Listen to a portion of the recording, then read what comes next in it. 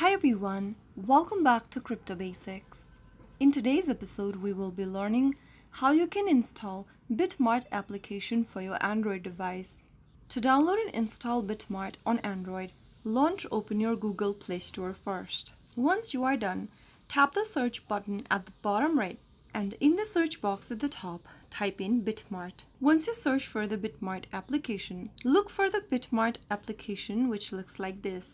Tap the install button right next to Bitmart and your download process should begin.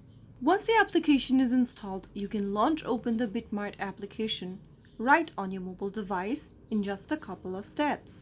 That is how you get Bitmart application installed on your Android.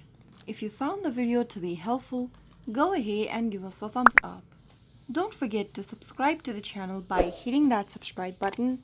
Press the bell icon so that you'll never miss another upcoming upload from us. I will be back again in the next episode. Thank you for watching.